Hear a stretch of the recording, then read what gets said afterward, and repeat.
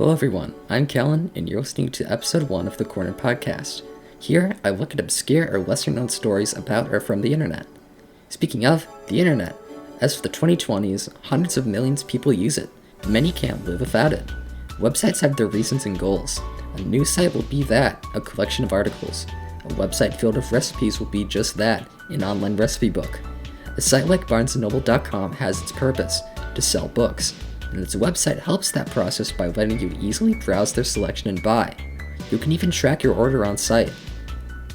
Today, websites are neatly packed and contained.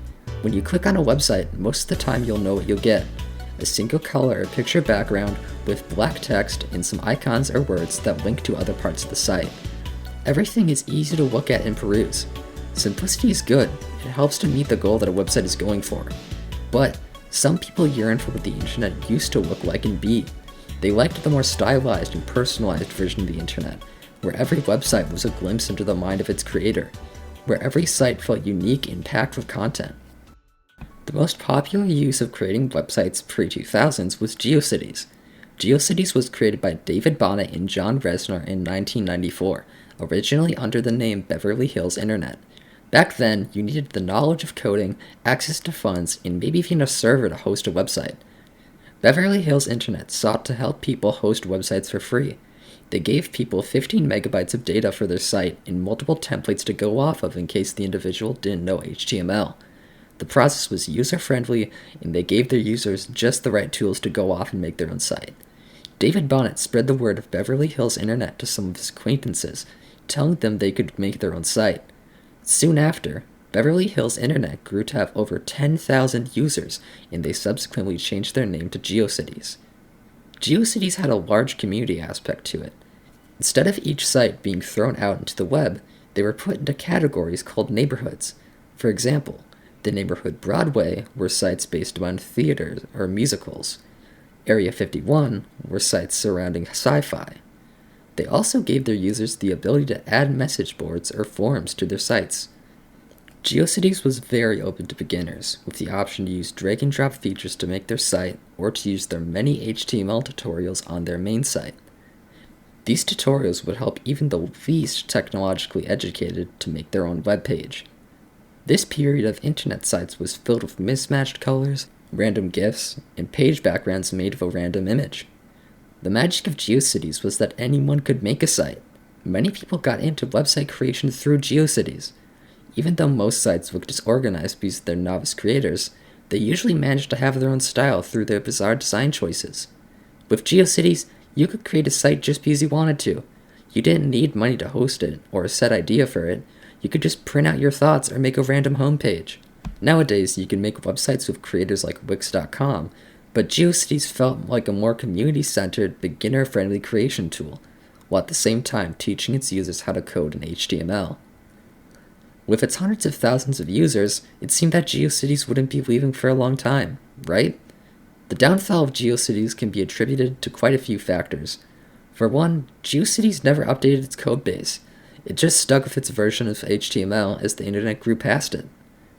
The most prominent reason why people lost interest in Geocities was because of the web portal Yahoo.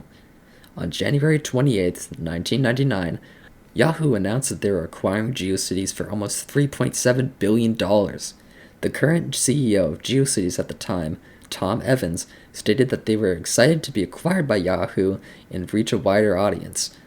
While this seemed like a great chance to open up some new horizons for Geocities, it instead was the nail in the coffin. Many of Geocities' features were reported to have been poorly implemented or weren't even placed into this new version, now named Yahoo Geocities. Many users felt like it lost the community and personality that it originally had.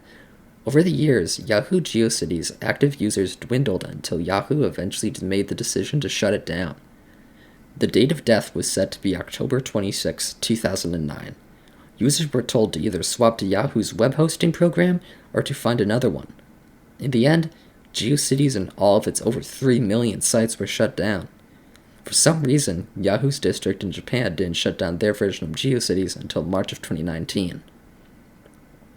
Not all of Geocities was lost, though. Multiple successors and archival projects were made to help preserve the Geocities sites. The most popular one is Geocities. Geocities works basically just like Geocities did. It gives you a few megabytes to put files into the site, and you can code it with HTML.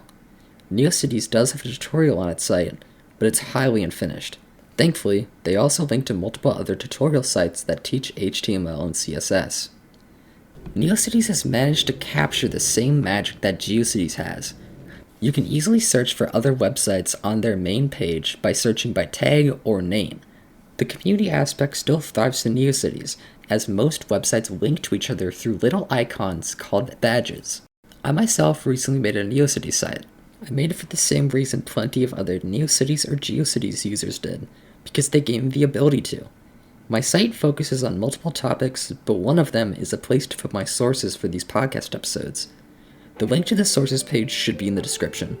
The old internet may be gone, but users of Geocities or other archival projects are still striving to keep its style alive.